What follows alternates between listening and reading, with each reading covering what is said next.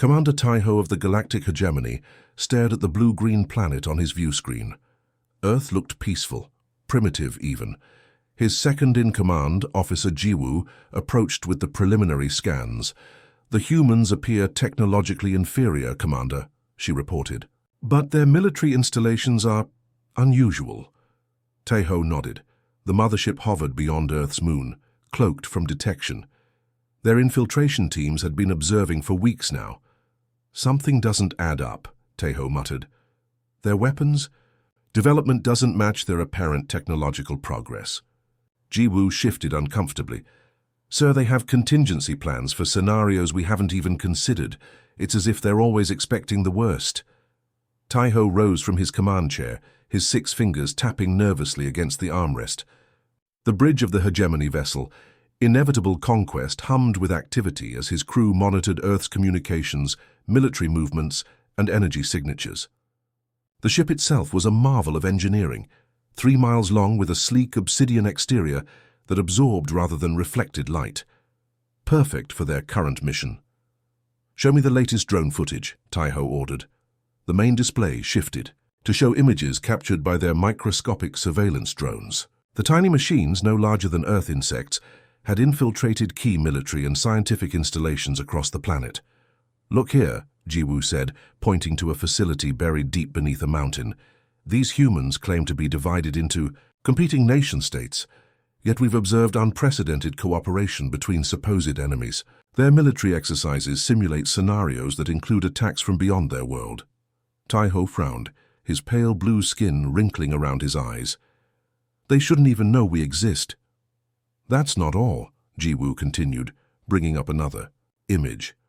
"Their weapon systems are deliberately disguised. What appears to be primitive missile technology actually contains quantum entanglement components. They're hiding their true capabilities." The bridge fell silent. This was supposed to be a routine first contact and absorption. The hegemony had done this hundreds of times before.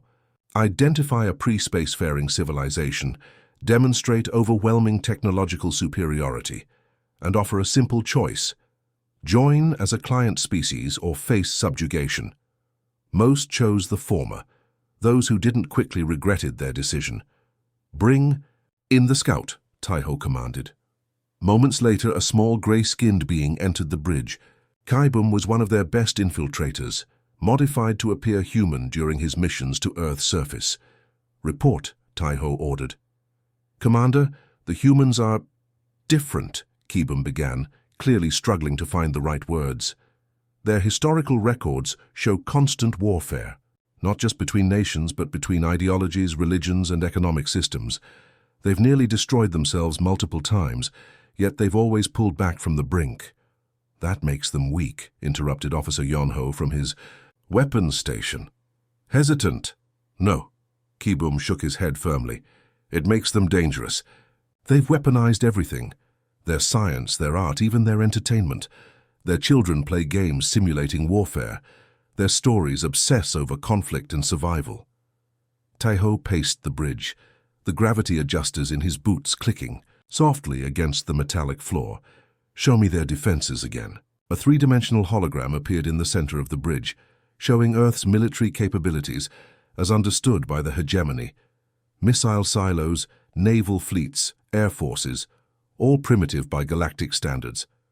"Now show me what our drones actually detected," Taiho said. The image shifted.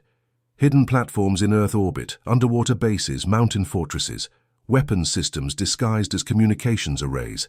The scale was shocking. "They're paranoid," whispered Jiwoo. "They've been preparing for an invasion their entire history. Or something worse," Kaibum added. "I accessed their entertainment networks. They're obsessed with doomsday scenarios, nuclear war, biological weapons, climate collapse, asteroid impacts. They've mentally prepared for extinction events for generations." Taiho felt a chill run down his spine. The hegemony had encountered thousands of species across the galaxy, most developed through cooperation, slowly building trust between groups until global unity emerged naturally. This pattern was so consistent that the hegemony's xenopsychologists considered it a universal law of societal evolution. But humans were forged in fire. "Sir," called out Sensor Officer Do Yun, "we've detected something concerning. The humans appear to have observed our observation drones." "Impossible," Yonho scoffed. "The drones use phase-shifting technology." "Nevertheless," Do Hyun insisted, "several drones have gone offline. And look at this." The display showed a human military, Basse. Soldiers were training, but their exercises had subtly changed in the past day. They were practicing maneuvers that would be effective against hegemony infantry tactics. "They couldn't possibly know our tactics," Yonho protested. "Unless they've captured a drone and analyzed it," Taeho realized. "Or worse, they've been studying us just as we've been studying them." Jiwoo approached with a data tablet. "Commander, I've been analyzing their global communications. There's been a significant increase in encrypted transmissions between their major powers. They're coordinating something." Taeho stared at the beautiful blue planet on the view screen. Such a prize for the hegemony. Such resources, such genetic diversity. But something about these humans made his skin crawl. "Prepare a direct probe," he ordered finally. "We need to test their response to a visible presence, nothing threatening. Just enough to gauge their reaction. And ready the assault ships. If these humans are as dangerous as they appear, we may need to revise our standard approach." As the crew hurried to comply, Taeho couldn't shake the feeling that the hegemony might have finally met its match. Not in technology or numbers, but in sheer, terrible readiness for the worst. Director Donghyun reviewed the assessment team's findings with growing concern. Unlike the peaceful Mirabi or the diplomatic Vosh, humans had a disturbing history. "They call it war gaming," explained analyst Minji. "They constantly prepare for conflicts that don't exist." Donghyun studied footage of human military exercises. "These are not the actions of a species that evolved through cooperation. Their entire history is written in bloodshed," Minji continued. "Yet somehow, they've survived. They have protocols for extinction events that include devastating counterattacks. Recommend?" "Caution," Donghyun transmitted to the council. The response came quickly. "Proceed with standard absorption protocol." Donghyun's 3 hearts sank as he read the council's response. He'd served the hegemony for over 40 cycles, assessed 17 potential client species, and never once questioned the council's wisdom. Until now. "They don't understand," he muttered, his scaled fingers tightening around the data tablet. The assessment chamber aboard the research vessel Silent Observer was designed for clarity of thought, minimal distractions, perfect temperature, and ambient sounds that promoted focus. Yet Donghyun found no peace here today. "Display the warfare timeline again," he ordered the room's AI. The wall-sized screen illuminated with a chronological history of human conflicts. Red lines crisscrossed the planet, representing wars that spanned centuries. Some conflicts were massive, engulfing entire continents. Others were smaller but no less brutal. "No other species we've encountered has survived this level of self-inflicted violence," Minji said, entering the chamber with fresh data cubes. Her tentacled hands moved gracefully as she updated the display. "Most civilizations that develop nuclear weapons destroy themselves within a generation. Humans developed them, used them twice, then somehow stopped. They stopped using them," Donghyun corrected, "but they never stopped making them. Look at this." He brought up images of massive underground bunkers and hardened missile silos. These facilities were designed to withstand direct nuclear strikes. The humans built them decades ago, yet they maintain them perfectly. Some have been upgraded with technology that shouldn't exist at their development level. Analyst Sung-ho joined them, his bulbous eyes blinking rapidly, a sign of extreme stress in his species. "Director, you need to see this," he said, connecting his neural implant to the room's system. "Our deep cover agents discovered something disturbing in their military archives." The display shifted to show documents labeled Project Thor, Dead Hand, and Mutual Assured Destruction. "These aren't just defense strategies," Sung-ho explained. "They're extinction-level counterattack protocols. If humans face defeat, they're prepared to ensure their enemies don't survive either." "That's insane," Minji whispered. "No rational species would—" "That's just it," Donghyun interrupted. "Their rationality is different from ours. The hegemony evolved through symbiosis and cooperation. Humans evolved through competition and survival. He brought up biological data on human physiology. Look here. Their bodies are incredibly resilient. They can survive extreme temperatures, significant blood loss, even the loss of limbs. Their healing capabilities are remarkable for carbon-based life forms. Their psychology is even more fascinating, added Minji. They form deep social bonds, yet can turn on each other with shocking brutality. They create beautiful art about peace while designing weapons of unimaginable destruction. Sung-ho pulled up footage from human entertainment networks. They consume stories about their own extinction constantly. Alien invasions, zombie outbreaks, robot uprisings, climate collapse. They obsess over every possible end to their civilization. It's as if they're rehearsing, Dong-hyun realized, mentally preparing. The door slid open, and Commander Taiho entered, looking grim. The probe has returned. The humans detected it immediately. Impossible, Sung-ho protested. The probe uses phase-shifting technology. Nevertheless, Taiho continued, not only did they detect it, but they responded with unexpected sophistication. Instead of panic or hostility, they initiated a complex series of maneuvers designed to test our capabilities. Without provoking direct conflict, he projected the probe's footage onto the main screen. An Earth fighter aircraft approached the probe, maintaining a precise distance, close enough to demonstrate awareness, far enough to avoid appearing threatening. Their pilot communicated using mathematical sequences, Taiho explained. Universal. Constants. Prime numbers. The language of science. They know exactly what we are. Dong-hyun felt his scales ripple with anxiety. Commander, we need to reconsider the absorption protocol. These humans are... The Council has decided. Taiho cut him off. We've absorbed hundreds of species. The hegemony's technology is centuries beyond Earth's capabilities. But their mindset, Dong-hyun insisted. Look at this. He displayed satellite imagery of human military installations worldwide, all suddenly on high alert. Underground bunkers, activating. Submarines deploying from hidden bases. Orbital platforms shifting positions subtly. They've been preparing for us, Minji said softly. Not just for years or decades, for centuries. Preposterous, Taiho dismissed. They couldn't possibly know about the hegemony. Not specifically, Dong-hyun agreed, but they've imagined thousands of scenarios like this.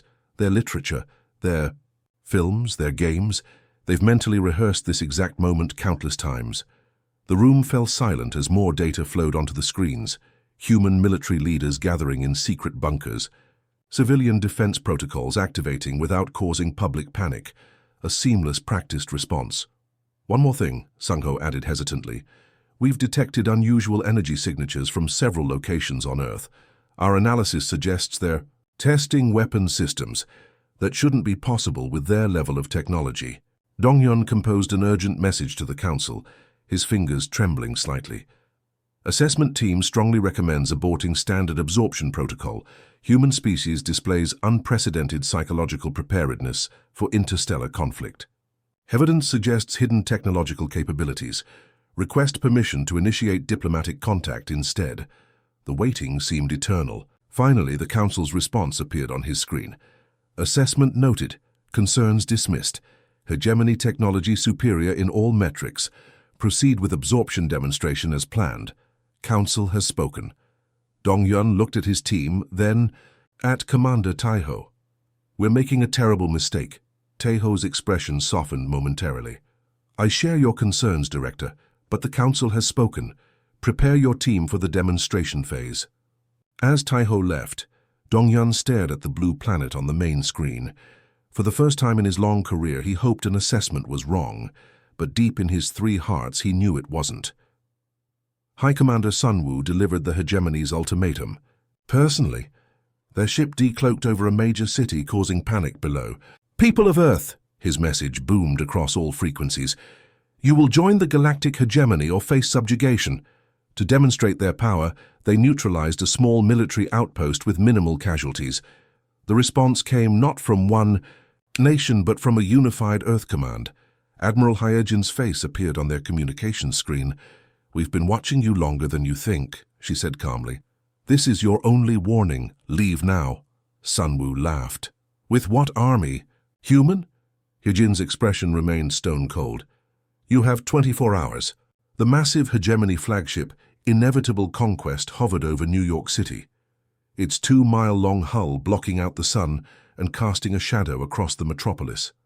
Smaller craft circled beneath it like predatory fish, their energy weapons charged and ready. The ship's cloaking system had been disengaged with dramatic flare, revealing a vessel that resembled a massive obsidian arrowhead rimmed with pulsing blue energy. In the flagship's command center, High Commander Sun Wu smiled as he watched the chaos unfold on the streets below. Humans ran in panic, vehicles jammed the roads, and military aircraft approached only to be effortlessly disabled by the ship's defense systems. Primitive, Sun Wu remarked, his scaled skin shimmering under the command center's lights. Just like the last 87 species we've absorbed. The hegemony's standard protocol had worked flawlessly for centuries. Reveal overwhelming technological superiority, demonstrate force with minimal casualties, then offer the choice that wasn't really a choice at all. All Earth communications. High broadcasting our message, Commander, reported Communications Officer Biol, her forearms working across multiple control panels simultaneously. Their global networks are in disarray. Excellent, Sun Wu nodded. Begin the demonstration. On his command, a smaller hegemony vessel broke formation and descended toward a military installation in the desert. The precision strike took only seconds, a pulse of energy that disabled all electronic systems in the base without harming a single human life. The message was clear. Resistance would be futile. Their military forces are mobilizing worldwide, reported Tactical Officer Jinsu. Primitive aircraft and ground vehicles, nothing that poses any threat. Sun Wu smiled. As expected. Let them witness their own impotence before they... Commander, Biol interrupted, her voice tight with surprise. We're receiving a direct transmission. It's being broadcast on our own secure frequency. Sun Wu's smile vanished. Impossible. Put it through. The main view screen shifted to show a human female in a dark military uniform adorned with insignia that meant nothing to the hegemony. Her hair was pulled back severely, and her eyes were calm and focused. I am Admiral Hye-jin of Earth Unified Defense, she said without preamble or fear. We've been watching you longer than you think. This is your only warning. Leave now. The command center fell silent. How had these primitives accessed a secure hegemony channel? How did they even know such channels existed? Sun Wu recovered quickly, his training taking over. He stepped forward, towering over the image of the small human. With what army, human? He laughed, making sure his translator conveyed the mockery in his tone. Admiral Hye-jin's expression remained stone cold. You have 24 hours. The transmission ended abruptly. A bluff, Sun Wu declared to his nervous crew. Scan their military capabilities again. Sir, Jinsu reported after a moment, their forces are organizing differently than our models predicted. They're not engaging in panic responses or uncoordinated defense. They're executing what appears to be a pre-planned protocol. Show me, Sun Wu ordered. The tactical display revealed human military units worldwide moving with surprising coordination. Submarines were dispersing from their bases. Aircraft were taking specific defensive positions. Ground forces were not rushing toward the hegemony vessels, but instead securing key infrastructure and civilian populations. This doesn't match any first contact response we've documented, muttered Strategy Officer Yeona, her skin changing color with concern. It's almost as if they expected us, finished Sun Wu. Run a complete scan of Earth's orbital space. The scan revealed something disturbing. Small, previously undetected objects in precise formations around the planet. Weapons platforms, Jinsu identified. Dormant until now, but powering up. And sir, they contain technology signatures that shouldn't be possible for their development stage. Sun Wu paced the command deck, his confidence wavering slightly. Send a scout ship to neutralize one of these platforms. Let's see what primitive weapons they're hiding. The scout ship, a sleek predator designed for hit-and-run attacks, broke away from the fleet and accelerated toward the nearest platform. Its weapons charged, ready to eliminate the human threat with a single blast. It never got the chance. A beam of coherent energy, impossibly advanced, struck the scout ship with pinpoint accuracy. The vessel's shields flared and failed. A second. Later, the ship itself fragmented into a cloud of debris. Stunned silence fell over the command center. "That's impossible," whispered Yeona. "The energy signature. It's similar to our own weapons technology." "Full scan of all platforms," Sun Wu barked, his earlier confidence evaporating. The results were disturbing. The platforms contained technology that the hegemony's own scientists had only theorized about. Quantum entanglement weapons, gravity manipulation systems, and energy projection capabilities beyond what should have been possible for humans. "Commander," Biol called out, her voice shaking, "we're detecting massive energy buildups beneath Earth's surface, and in their oceans. The humans appear to have hidden installations everywhere." On the tactical display, red warning indicators blossomed across Earth's surface. Hidden silos opening, ocean floors revealing concealed bases, mountain ranges shifting to expose weapons arrays. "It can't be," Sun Wu muttered. "These primitives, they've been preparing." "Sir," Jinsu reported, "we're receiving another transmission." "Admiral." Heejin appeared again on screen, still calm, still resolute. "That was a warning shot. We could have targeted your flagship. We chose not to." 23 hours remaining. As her image disappeared, alarms blared across the command center. The tactical display showed hundreds of small, fast-moving objects rising from Earth's surface. "Missiles?" Sun Wu asked. "No, sir," Jinsu replied, his voice barely audible. "Spacecraft. Human spacecraft with energy signatures that match our own technology level." Sun Wu stared at the display in disbelief. Everything the hegemony knew about human technological development had been wrong, or worse, deliberately misleading. "Send word to the council," he ordered finally. Tell them we may need reinforcements." As the message was transmitted, Sun Wu watched the human vessels taking precise defensive positions around their planet. They moved with the confidence of pilots who had trained for this exact scenario. "How?" he whispered. "How could they have known?" "They're bluffing," insisted Councillor June. "Our technology is centuries beyond theirs." The hegemony prepared another demonstration. Before they could act, their sensors detected movement. "Impossible," whispered Tactical Officer Yunhe. "There are platforms appearing everywhere." They were hidden somehow. From Earth's surface, from beneath the oceans, from what appeared to be ordinary satellites, weapons systems emerged. "Operation Prometheus is active," came Admiral Heejin's voice. A single missile bypassed their shields completely. Something their scientists had deemed theoretically impossible. "This is a courtesy demonstration," Heejin continued. "We have weapons targeted at your homeworlds. We've had them for decades." The emergency meeting aboard the hegemony flagship crackled with tension.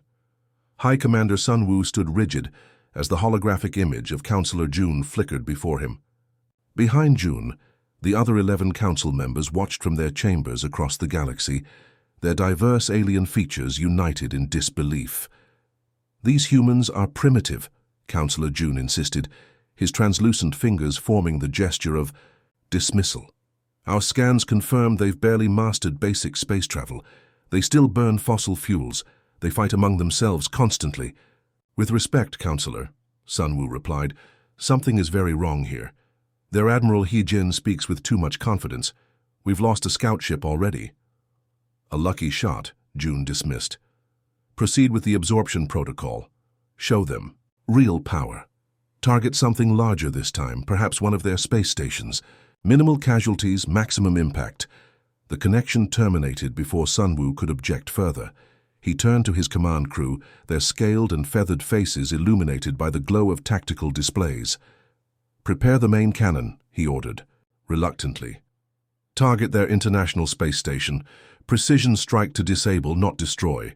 Make sure their astronauts can evacuate." The massive ship hummed as energy built within its primary weapon. On the viewing screen, Earth rotated, slowly, deceptively peaceful from this distance. "Sir," called out Sensor Officer Do-hyun, his eyes widening as he studied his display, "I'm detecting unusual energy signatures everywhere." "Be specific," Sunwoo demanded. I can't, Do-hyun replied, genuinely confused. Because they're appearing from nowhere. Quantum signatures that weren't there a moment ago. The tactical display suddenly blossomed with red dots. Hundreds, then thousands of them. Impossible, whispered Tactical Officer Yoonha. There are platforms appearing everywhere. They were hidden somehow. The view screen shifted to show incredible sights. What had appeared to be ordinary communications satellites were transforming, unfolding like mechanical flowers to reveal weapon systems. The ocean surface rippled as massive structures rose from the depths, submarines the size of small cities, but unlike any design the hegemony had encountered before. Most shocking of all were the mountains. Entire mountainsides sliding away to reveal massive hangar doors. From within these hidden bases emerged aircraft of advanced design, their hulls shimmering with technology that shouldn't exist on Earth. How did we miss this? Sunwoo demanded. How could our scans not detect any of this? Some kind of quantum masking technology, Chief Science Officer Min Seok suggested, his voice trembling. They've been hiding their true capabilities. Incoming. Transmission, announced Communications Officer Bayol. Same secure channel as before. Admiral Hyejin's face appeared on screen. Unlike before, she was now standing in what appeared to be an advanced command center. Holographic displays surrounding her, officers of multiple Earth nations working in coordinated precision behind her. Operation Prometheus is active, she stated calmly. The words had barely left her mouth when alarms blared across the hegemony flagship. Sir, incoming projectile, Yoonha shouted. Single missile moving at... That can't be right. What? Sunwoo demanded. It's moving at near light speed, Yoonha replied in disbelief. Our tracking systems can barely... The ship shuddered violently. Emergency lights flashed as damage reports flooded in. Shields are down in Section 4, reported Defense Officer Jin Young. That's impossible. It went right through our quantum barrier like it wasn't even there. Minimal damage, Yoonha confirmed. It was a precision strike against our shield generator. They could have targeted the bridge or the engine core. This is a courtesy demonstration, Hyejin continued from the screen, her voice eerily calm. We have weapons targeted at your homeworlds. We've had them for decades. The command center fell silent. The implications were staggering. If humans had the technology to bypass hegemony shields, and if they had somehow developed interstellar capabilities, in secret. You're lying, Sunwoo managed finally. You can't have reached our worlds. Our nearest colony is 40 light-years from Earth. Hyejin smiled for the first time, a cold, knowing smile that sent chills through everyone on the bridge. Check your... Secure databases, Commander. Access file designation Theta 97. Sunwoo glanced at his intelligence officer, who worked frantically at his console. Sir, the officer whispered, there is such a file. It contains surveillance footage from Hegemony Prime, from inside the council chambers. Display it, Sunwoo ordered, his heart's pounding. The screen split, showing Admiral Hyejin on one side and the classified footage on the other. The timestamp indicated it was recorded 3 Earth decades ago. The footage showed the Hegemony Council in session, discussing potential expansion targets. We've been watching you for generations, Hyejin explained. Your scout ships aren't as stealthy as you think. We captured one in 1947, reverse-engineered it. When we realized what was out there, we made a choice. The screen changed to show more footage, hidden human facilities where spacecraft clearly based on hegemony designs were being constructed. We decided to present a divided front, Hyejin continued, to appear primitive, squabbling, technologically inferior, all while preparing. Your arrogance made it easy. You saw what you expected to see. A new alarm sounded on the bridge. Sir, Yoonha reported, we're detecting quantum displacement signals throughout the system. More human ships. They're decloaking. The tactical display updated to show human vessels of advanced design appearing near Jupiter, Saturn, even in the Kuiper belt beyond Neptune. That missile, Hyejin said, utilized quantum entanglement principles your scientists considered merely theoretical. It bypassed your shields because part of it already existed inside your ship. Quantumly entangled particles we placed there weeks ago when our stealth drones infiltrated your vessel. Sunwoo struggled to process this information. The hegemony had encountered over 500 alien civilizations, and none had ever surprised them like this. "What do you want?" he asked finally. "What we've always wanted," Yejin replied. "To be left alone. You have 23 hours to leave our system. After that, we will consider your presence an act of war." The transmission ended, leaving the bridge in stunned silence.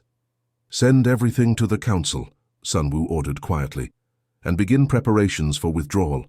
As the crew rushed to comply, Sunwoo stared at the blue planet on the view screen. For the first time in his long career, he felt something he'd never experienced before: fear. The council chamber was silent as Ambassador Junho addressed the assembled species of the hegemony. "Humanity does not seek conflict," he stated, "but we have survived countless extinction threats, most from ourselves. We've been preparing for this meeting for centuries." Councillor Jun trembled. "You've developed technologies in isolation that our combined civilizations hadn't conceived." "Not because we're smarter," Junho clarified. "Because we never stop expecting the worst. We wargame every scenario. We prepare for the unthinkable." He handed over a data crystal. "These are our terms for peaceful coexistence. We offer trade, cultural exchange, and knowledge. But understand this: humanity doesn't seek war, but we don't lose them either. We end them." As the Council reviewed Earth's requirements, a new age of galactic diplomacy dawned, one where humanity's warning echoed through the stars. The Grand Council chamber of the galactic hegemony hummed with tension.